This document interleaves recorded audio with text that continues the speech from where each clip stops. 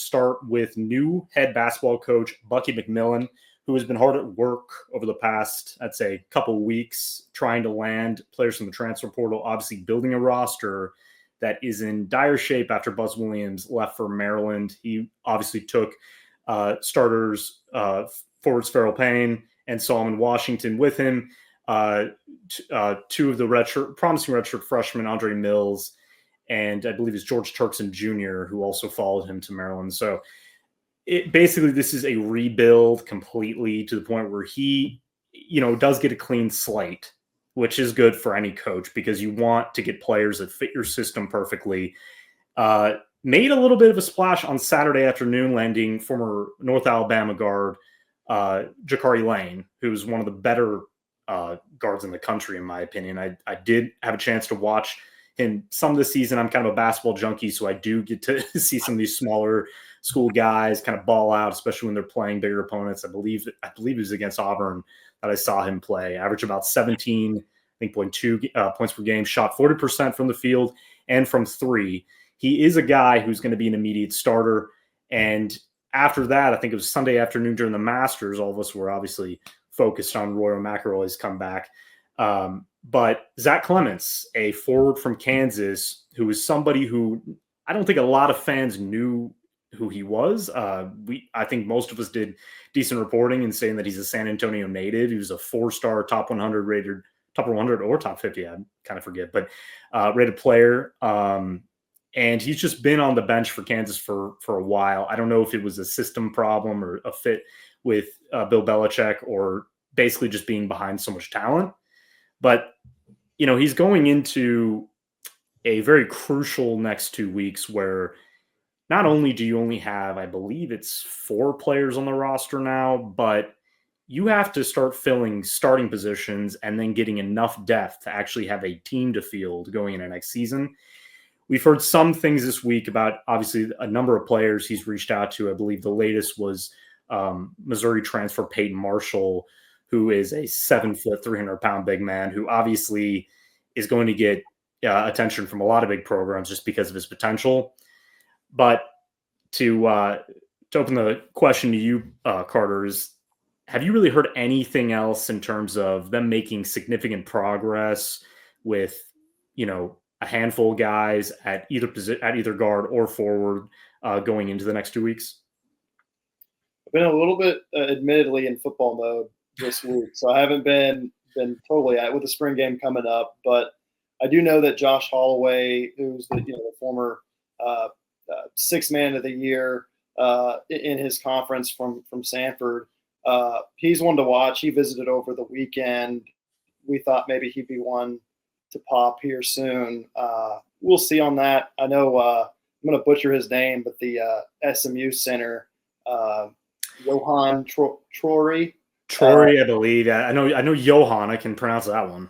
Yes, I know he's somebody that's kind of been in the mix, but this is a growing list. I mean, they really had to start with a blank slate, and I don't think Bucky McMillan has slept very much, because you're talking about not just getting starters, but getting bench guys, getting role guys, getting depth pieces.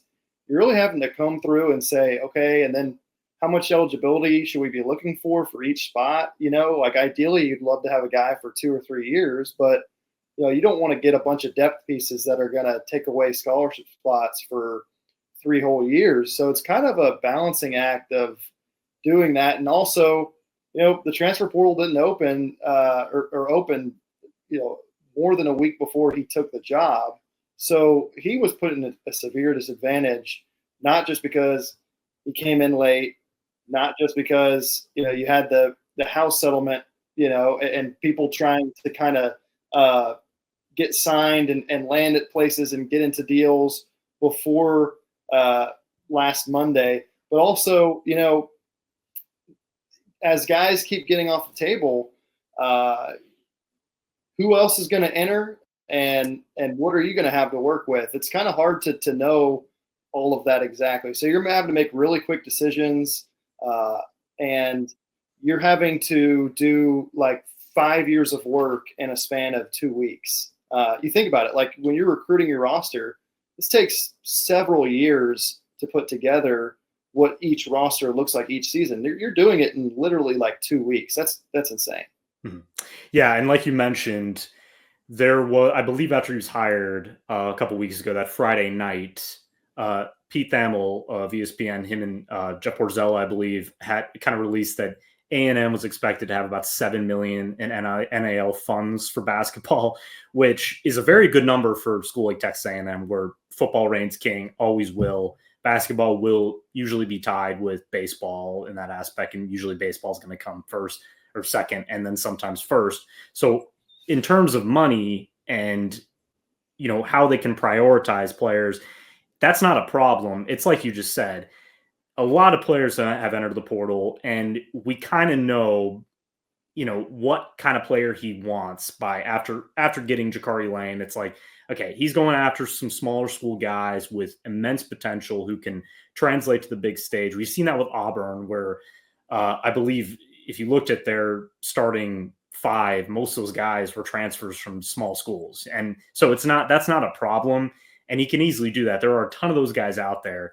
It's like you said, time is running out, and there's only going to be so many players you can go after. And I think I wrote the other day that, you got to temper your expectations this season. I get that whenever you hire a new coach, and especially one like Bucky McMillan, who's very exciting on paper, much more exciting than what Buzz Williams brought with Buzzball, and kind of you expected that this is a rebounding defensive team. You're never going to get these high-scoring offenses that are fun to watch, because we all know you and I are millennials, and the generation below us likes basketball more. I'm on the fence. You're on the fence. Yeah, I'm 31, so I think you're kind of in that age range.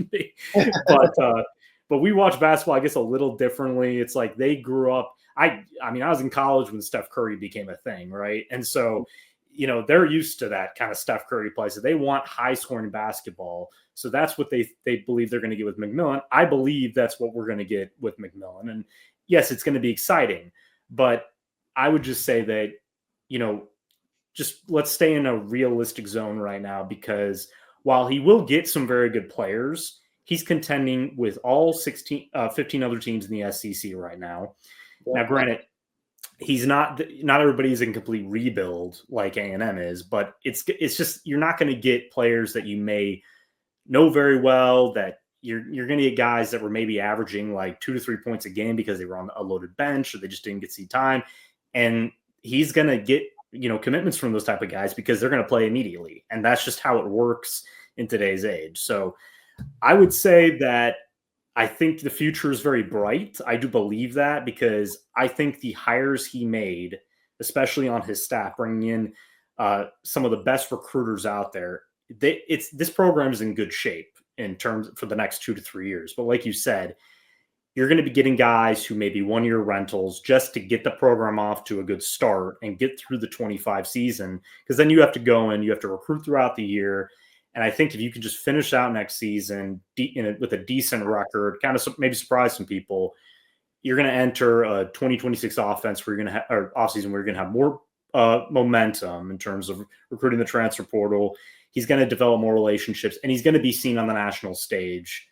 So, very good players who maybe want to go somewhere else, go after next season, are going to look at Texas A&M a different way. Yeah, I kind of you look at his first year at Samford, and I feel like if it goes wrong, if it's not a great first season under him, have it kind of look similar to that, where maybe the record's not great, but you have a couple flashes of, like, if you looked at that first year, they went, down to the wire with Georgia. They beat Belmont. I think in their first exhibition game, they scored 174 points. And so, like, you saw some signs that you were like, okay, well, there's something here. And then it obviously, turned into, 4 straight 20-win seasons. And so, okay, the team might be 14-20 next year, but what if they sweep Texas, or what if they, beat Alabama at Alabama, and it's just like, oh my gosh, how did that happen, sort of thing. Yeah. Could they do a couple things like that can inspire confidence, not just among fans and among the program, but on the recruiting trail too, because this is such a tight window, you're not going to get all the players you want, But if you can inspire confidence year one, you could have kind of that early juice that can propel you and get you some guys where you can say, hey, we beat Alabama this year. Come join us. Hey, we did this year. Come join us. Whereas if it's like an 8-28 year and there's just no positives, yeah, that's kind of hard. That's hard to get out of that. And, obviously A&M will be in a good enough place NIL wise and resources wise where they shouldn't be just terrible. The floor of the program should be high enough to where they should be able to get some guys and make them competitive. But yeah, that first year is critical because can you inspire confidence on the recruiting trail? Exactly. That's perfectly, that's well said. I mean, you kind of illustrated it perfectly in terms of what strides can you make, because we look back at, I believe it was Buzz Williams' first season, guys like Josh Nebo stood out, right? I kind of look back to that season a lot. And there were certain games where they were just outmanned, right? They just they didn't have enough guys on their roster to really even keep it close with some teams that were just more veteran, were actually competing to make the NCAA tournament. But they always played extremely tough, and they always, would dominate in certain areas. And that's the thing. Like, if you're selling yourself as this offensive coach who's going to score a lot of points, do that. If you lose games because you can't play defense because you just don't have the guys for it, I don't think A&M fans are going to care. I think if you're scoring like 80 to 90 points a game sometimes, and you're keeping it close and you're keeping competitive and you're playing hard, no matter who's on your roster, I think that, and like you said, beating Texas, beating the Alabamas of the world, making those small strides, that are going to make an impact in the offseason, in the transfer portal to build this team. That's all that matters. I'll give Aggie fans credit, as apoplectic as they can be sometimes. They are taking this in with a reality-based look. Is that, look, it is what it is. Buzz Williams obviously wanted to leave this program. It was time to move on anyways, and it was time to go in a younger direction. I think Trev Alberts, and I said this last week, I think he deserves credit because he looked at kind of the analytical hire, and he said, look, I'm not just going to get some guy that I take off a bookshelf that has experience in getting teams the NCAA tournament, and we just want to get back there. No, you want to get farther than the second round. You want to make the Elite Eight for the first time in program history. You want to make those significant leaps for a program that, look, again, I get it. A&M basketball is not a powerhouse. It is not considered a powerhouse, but it can be because the resources are there. The fan support is there, especially the younger fan support is there. So, look, I really don't know what else to say about it besides wait and see, right? Because that's all we can do. We would just have to see how he builds this roster, what it's going to look like. I think by the summer we can really gauge, okay, is this a, like you said, 14-win season? Is this a 9-win team? Is this like a 20-win team? I doubt it's going to be the latter. But if we can really talk about it in a more accurate sense by then. But right now, I think he has some irons in the fire from some of the recruiting guys that have told me some stuff, is that he's a good communicator. He's a great recruiter, and it's just going to take time because he's competing with programs that are just better right now. And Auburn is a great example of getting a recent Mississippi State forward who blanking on the last name right now. Keyshawn Matthews or Matthews. Yeah. I believe it's Keyshawn Matthews. Yeah. And when you look at Keyshawn Matthews, I think you and I both watched him a lot. That is an elite forward. That is a guy who's an immediate impact player for you on both ends. And why he chose Auburn, it's not a shock. They're off of a Final Four appearance. They probably should have been in the championship game. That's, Bruce Pearl, all he has to say is, hey, you want to play with the winner? Sure. And you don't have to go that far from home either. That's just how it is. So I also think my last point is I think McMillan's Alabama roots are going to help a lot in recruiting. It's going to help a lot in the portal in the future. He's a native. He obviously won 5 high school championships there. He led Sanford to 99 wins. This is a guy who's going to get it done. It's just win. That's all we have to wait for. So, that's, I think, to interrupt you real quick. I was mixing up Keyshawn Murphy. Cameron Matthews. They have two guys that are both like absolute dogs. And Yeah, yeah. That They have, kills me, frankly. And I mixed them up. But yeah. no, you're good, man. I really looked that up after you said it. I was like, oh, okay. It happens. This is part of the world of podcasting. Yep.